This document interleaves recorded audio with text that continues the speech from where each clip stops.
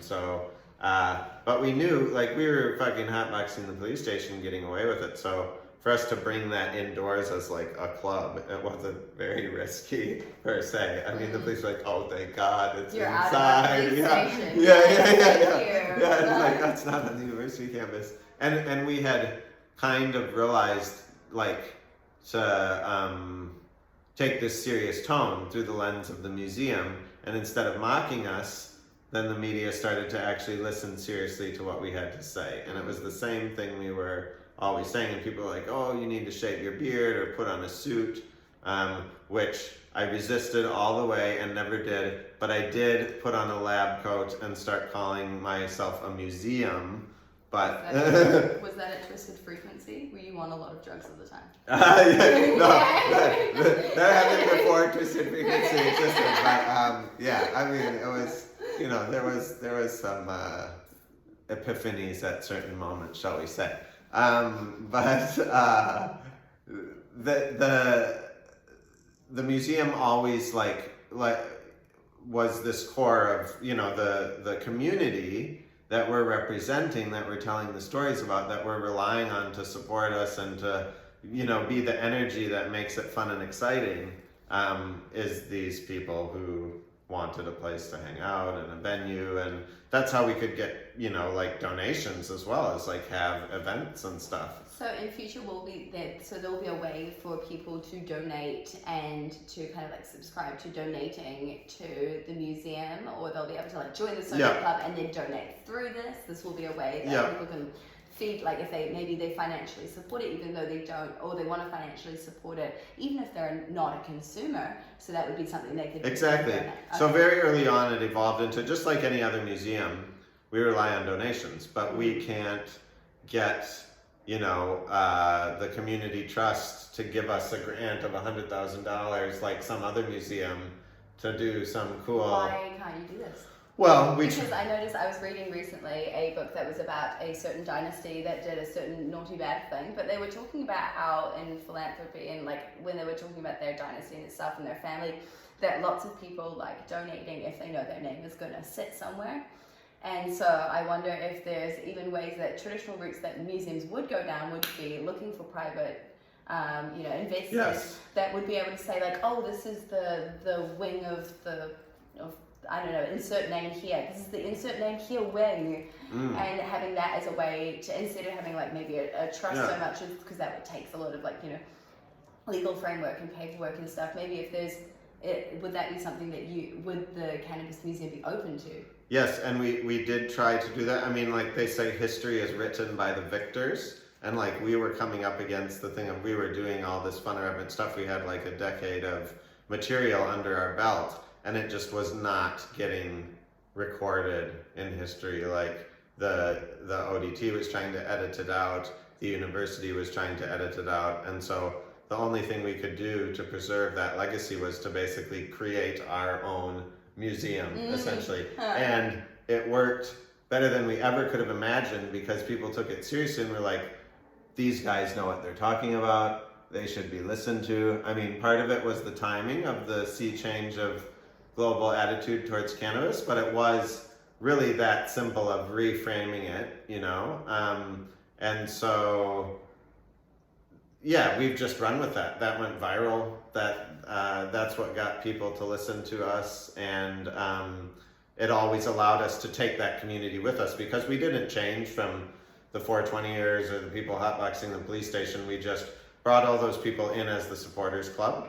And like, you know, yeah, exactly. We had philanthropists supporting us. You know, we had membership to come into the club was $4.20 a week, and we would have like one night a week where we would put on an event, and so that, you know, support from that community of basically like pay what you can afford. You know, some creative types donating more, using it as like a co-working creative space as well. So that is something. So you would have a space that does, so there's the social club you would do, then you would potentially have that space, like, or spaces within the museum open to creatives to use as well. And would you do educating events, like kind of exactly. And then, you know, when we need to like make our exhibits, it's very helpful if you know, we can talk to our club members who are artists and techies, and, you know, we can use the resources of like a high-end museum, but just from like, if we had the museum up and running with the club, and like, and so basically as it evolved, it was the displays to show the public, to get our messages across, to tell the stories, giving that legitimacy, interesting the media always to come and hear what we have to say and take it seriously and not mock us. But then also like a shop, because of course you would have a head shop at that type of thing. Like I started out in a head it's shop. like a gift shop at the end of the museum. Exactly. It's related to the topic. Exit through the gift shop. Toys about whales. Exactly. Plush cannabis buds. Yeah, or like a little, like a little bud and like a little plush toy, or like a dangly thing from your car or something like that. But and then like eventually a cafe, which is really good because, you know, people who are there, like a museum also always has a cafe. People want snacks if you're going to do events, and you need to have the facility to provide food to those type of things. And then of course the club.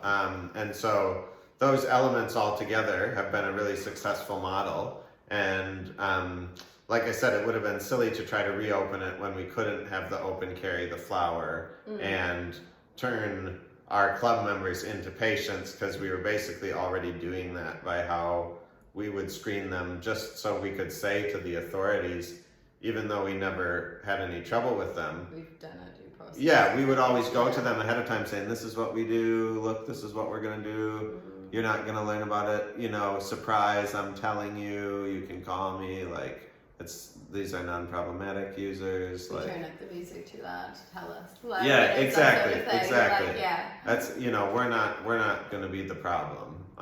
We want to be part of the solution, and so that's really exciting then for people who would love that sort of sense of community up in Auckland space. And well, you can't that do. They're going to a place that would be, you know, a legitimate space where people know education happens. And I think that would make people feel more comfortable even about like knowing that if they're a non-user and they know that their friend or family is going to spend time in a space like that with fellow members of, you know, their canna community, I think it seems like a far more appealing for people to even think about versus just going to someone's garage smoking who knows what out of some plastic bomb. Yeah, well, you can't do any events, right? And you can't like go to a bar, and you know, it's like, you don't want to necessarily be around drunk people, and so it would be nice to have a cannabis-centric events venue. I think anyone who's a cannabis user can agree with this. Look, I know all this will work, like I've done it before. We did it in Dunedin, we did it in Christchurch, and yeah, we would have continued doing it if it wasn't for, you know, all the challenges that all tourist ventures and hospitality ventures faced over the last few years. But yeah, now we have open carry flower. We can turn people into patients. This argument of non-problematic adult cannabis use equals therapeutic use. Therefore, you deserve a prescription. Therefore, once you get your flower, you know, any flower in that container, you can flaunt it. You can take it through security. You can fly with it. That's my job for this year, is to create a experience that sparks people's curiosity and draws them in for a look and explains that much more quickly and succinctly than I've explained it to you right now, and gets them through so that they then become a legal user with rights. They can join our club because our club will be for patients, and therefore we can have, you know, it openly known that it's for cannabis consumption. We're doing events with it.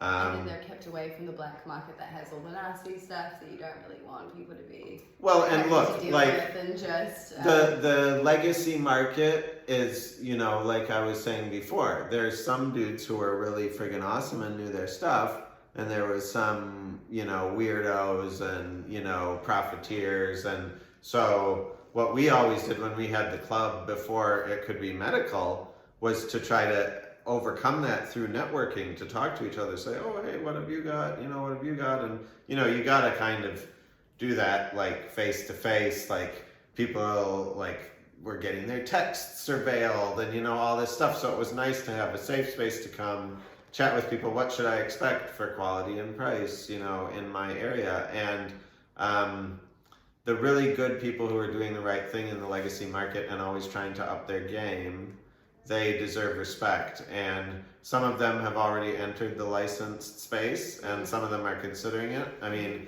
fair enough if they're not, though, because it's impossible for New Zealand growers to get flower to market still, and so it's a big investment to do all this compliance and stuff. But I don't want to knock the legacy market, and I think even for patients, like, you're only supposed to vape it, it's supposed to be in a registered medical device, but if you roll it up and smoke it, nobody's going to do or say anything. Like, if you were prescribed a sleeping pill to take as a tablet and you took it as a suppository, no one would do anything. It's none of their business, you know what I mean? And if you made it into a balm or made it into an edibles, I mean, that's where these classes of products that we were talking about that we can't necessarily get here under our system. There's nothing to say a patient can't make that at home. Yeah. And like, they probably shouldn't be open blasting butane, but you know what I mean? And we want to aid harm reduction by getting ahead of the fact that patients are going to do that. And so making sure that they have the best information available for that sort of thing. I guess people will become far more educated when it comes to when this museum is actually open. So you don't have a location yet for this space?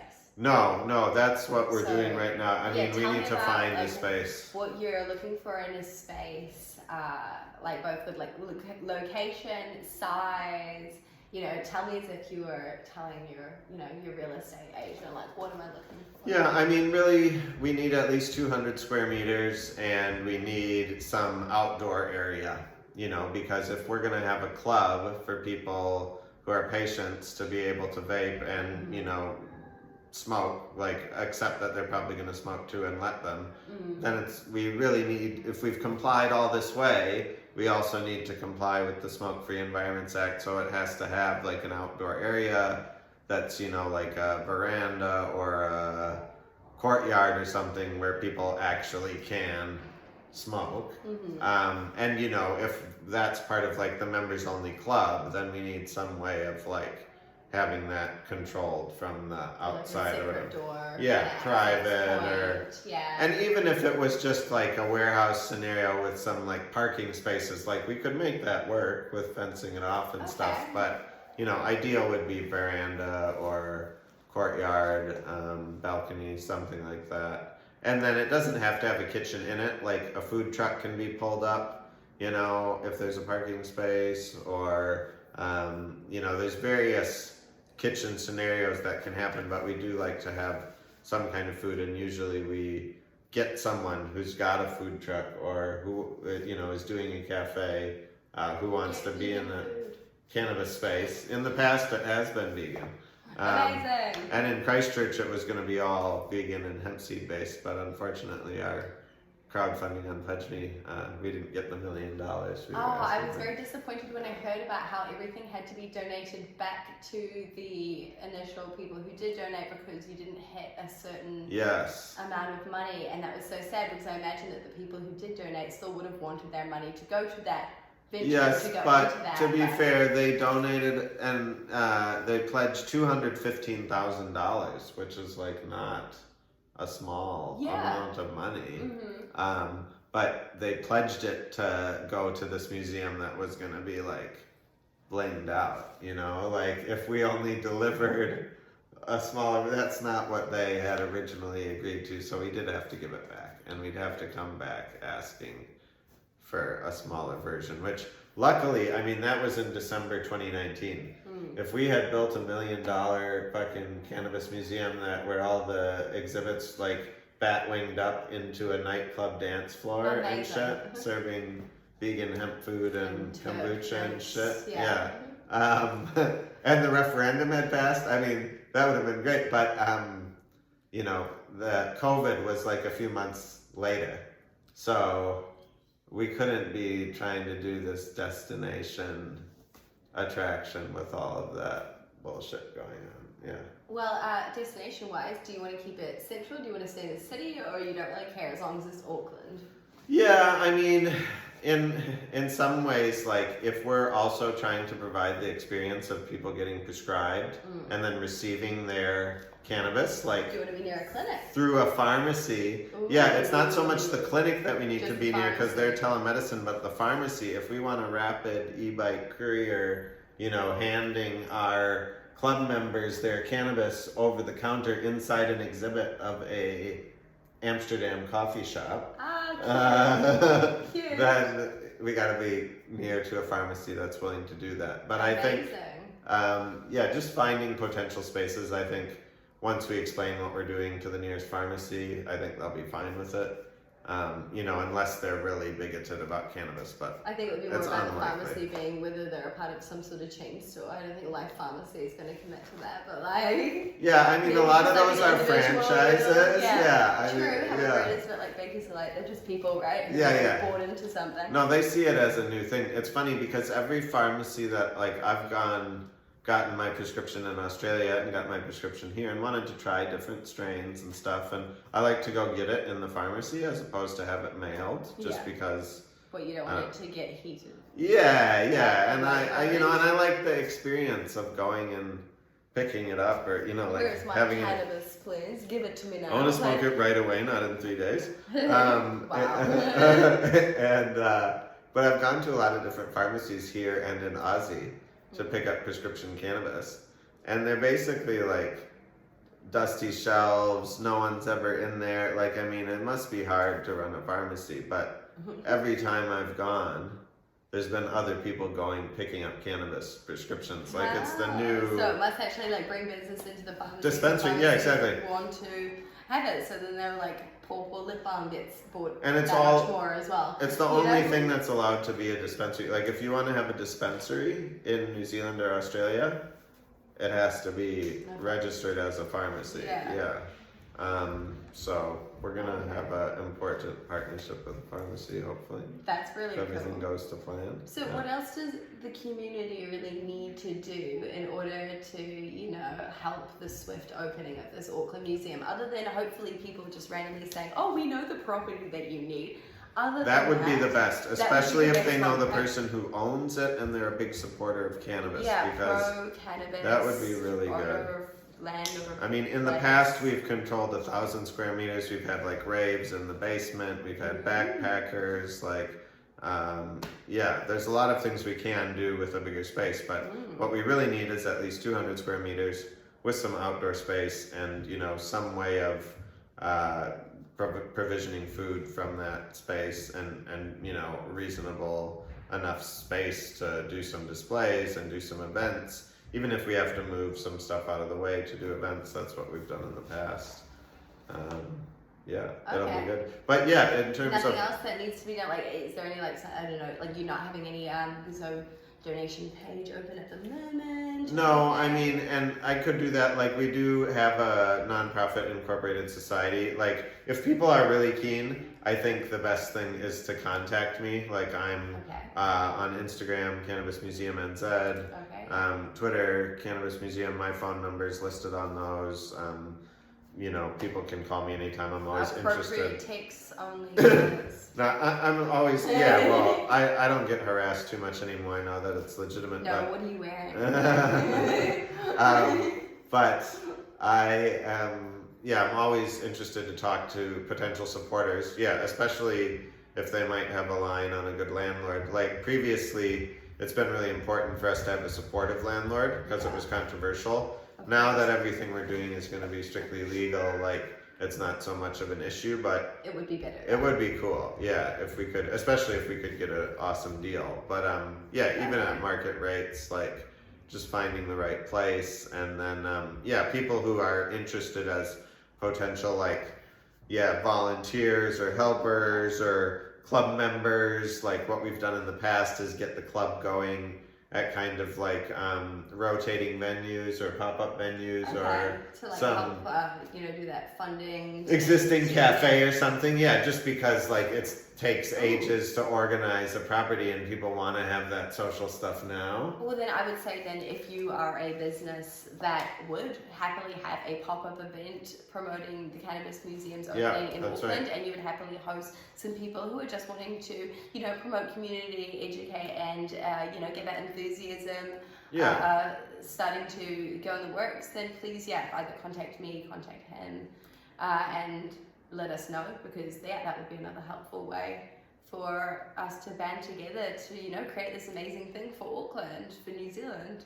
Yeah, and I feel a bit sheepish because it's been taking so long, and there's reasonable explanations of why it's taking so long to reopen it, but I don't want to jump the gun or, tell people it's imminent or get them to start donating until we actually, have like identified a site and well, I don't know. As long as you have a very sensible way to manage your donations as a setting to make things happen, I'd say the more donations the merrier. Yeah. We will do that soon.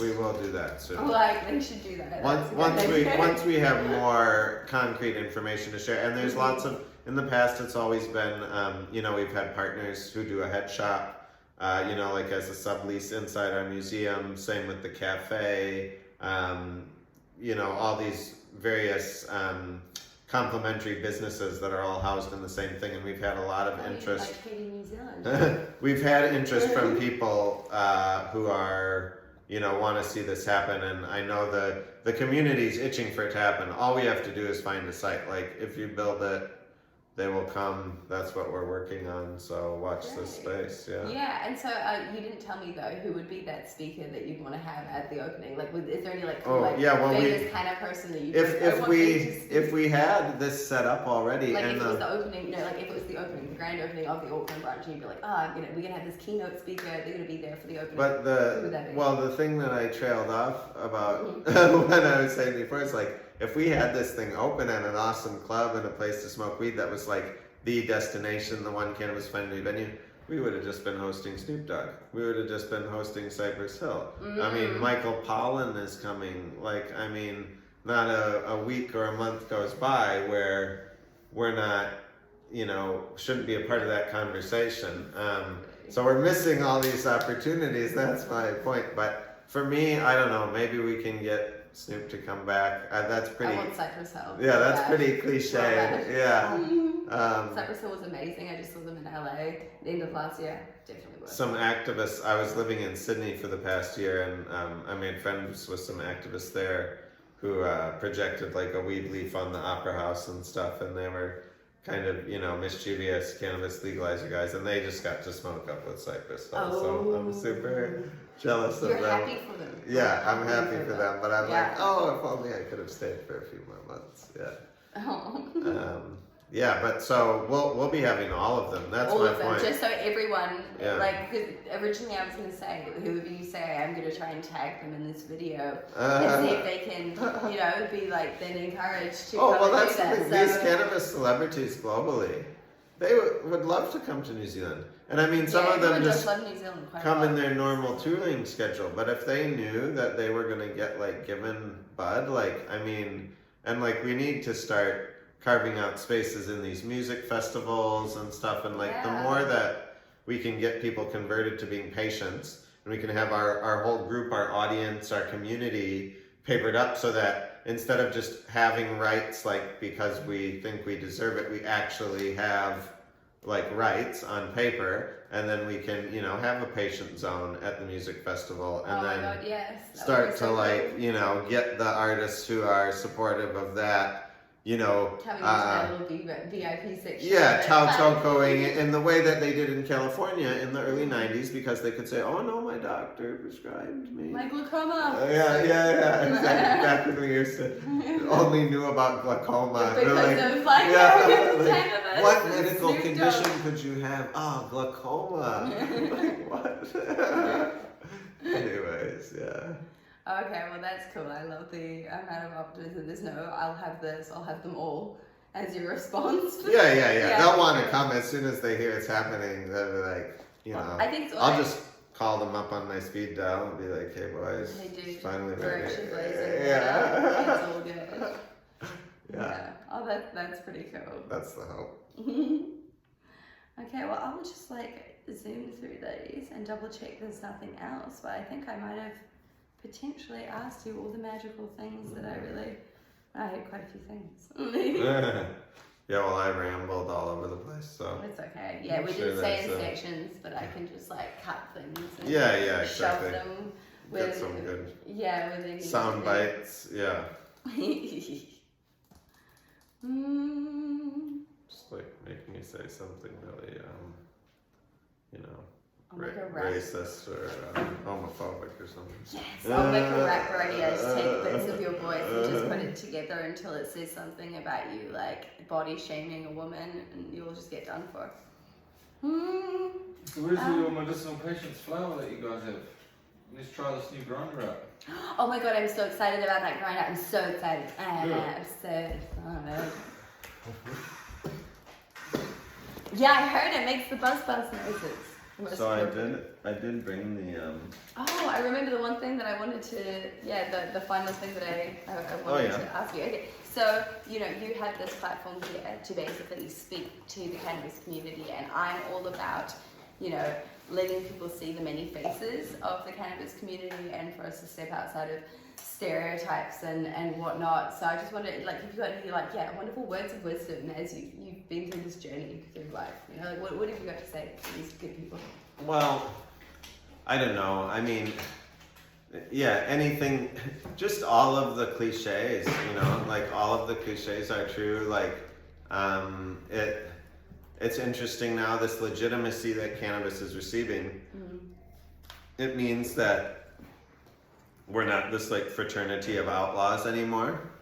Like, if I walk down the street in San Francisco and I see some other dude smoking a joint, I mean, I can't just go up to him and be like, "Hey bro, you smoke weed? Like, can I have a hit of that?" Like you used to be able to do that. I mean, I can still do that because I have my beard, but the average person, that would be like going up to someone, drinking coffee at a coffee shop and be like, "Oh wait, I love coffee. Can I have a sip of your coffee, random stranger?" Like, fuck you, get out of here. So, because it's a normal thing now, in like some super mature market like US states, it's like, I have this beard in a museum, so it's a little different, but the average stoner doesn't have the same cachet with the other average stoner anymore. Okay. And so like, and if we achieve what we're seeking to achieve, then, having cannabis as part of your identity would be the same as like, liking Hello Kitty or Ford cars or something, you know what I mean? It would just be like another normal thing that people are into. And in some ways that's sad, because I like that. You like camaraderie. being outlaw and Well, having your own community that was like, I find it sad, the idea of not being able to hit someone up for like a hit of a joint, because it would be like kind of coming to be a part of our coffee, because I would be the person who would love to share that joint if it was me, the one who was smoking. So that doesn't exactly make me too happy. But and then, like at the moment we can have one venue for the cannabis community, but then once it becomes completely normalized, like recreational then it's like, there's so many coffee shops, everyone's divided again. Yeah, and then it's like, the hipsters and the goths and the whatever has their own scene and their own dispensary, and so that like power of cannabis to bring people together, that was the most profound thing on me as a young person, of like, oh, this gives you like power to actually like, have some social status. Talk to strangers. Yeah, talk to strangers, not be bullied, like cut across racial or class lines. But then if it's not a thing, without prohibition for long enough, then it's like, it doesn't do that anymore, actually. So that's just something to keep in mind. But if we create the right kind of venue, and that's the cool thing about a museum, is it can celebrate all aspects of that culture. So hopefully we can capture the moment of this, early moments in the legal industry in New Zealand, and accelerate the acceptance, but keep authenticity of the community close to heart.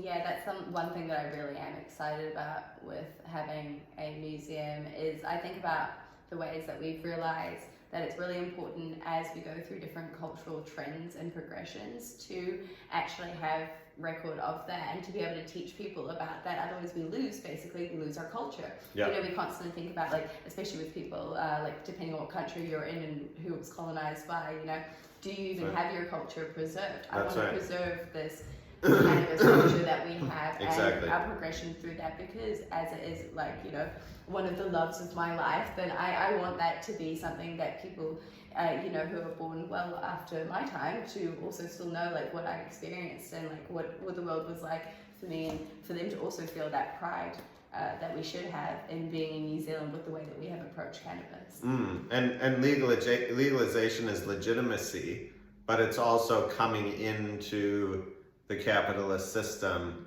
and like it accepting us, but us accepting it, and like essentially being colonized, like having our culture commodified, having suits who know nothing about cannabis come and take over, and and it's like that's the price that we're paying for legitimacy and normalization. So I mean, it is something to think about. And I mean, yeah, maybe in hindsight, I mean, those people, California rejected a legalization referendum 4 times before they finally passed it, because they said our medical is good enough.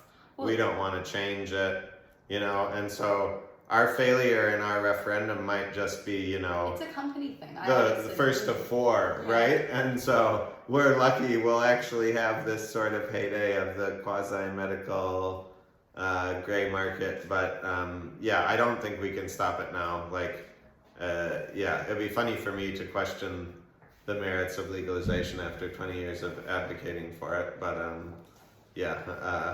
we're about to win, so we'll just keep going.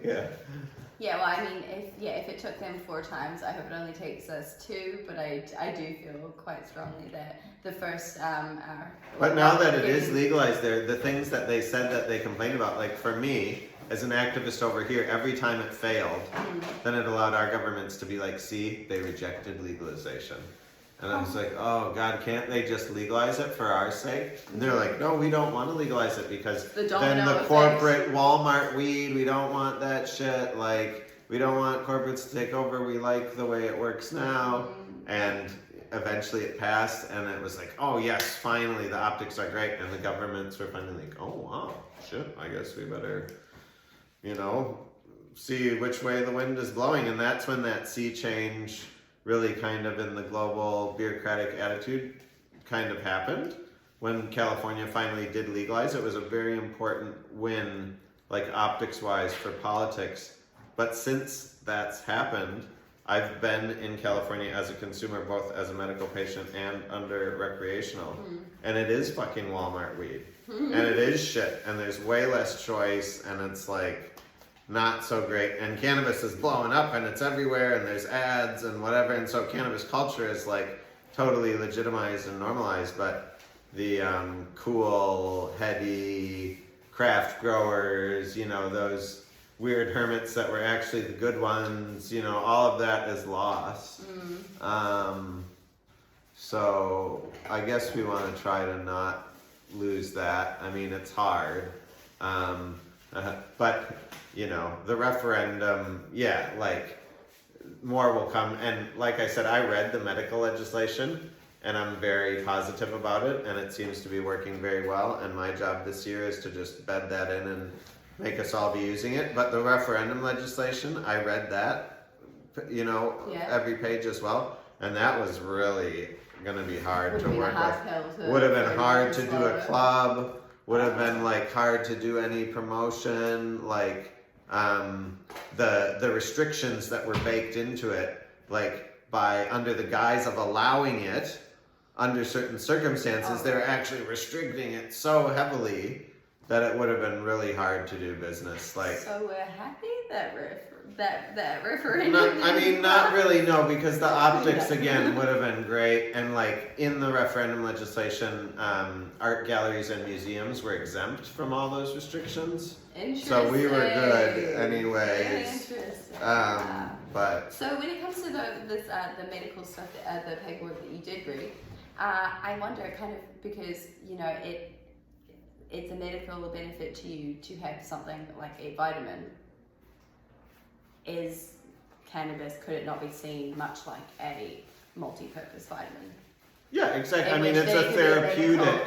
that it could Yes. be medically or it could be medically beneficial for all people. Yeah, Technically, the to benefits outweigh the harms for the majority of people, and like some people are allergic or some people don't react well, but for most people, if used responsibly, 99.420% of yeah, if used responsibly, then it's gonna be fine. And it is a herb. It's like if you can understand cannabis, you can understand herbal medicine, and if you can understand herbal medicine, you can understand cannabis. And I mean, over regulating that like a pharmaceutical is not the way to go, but that's what we've had to accept in a lot of cases, and that's the problems we're facing with the growers and stuff here, is that it is a herbal botanical medicine. It's not a pharmaceutical.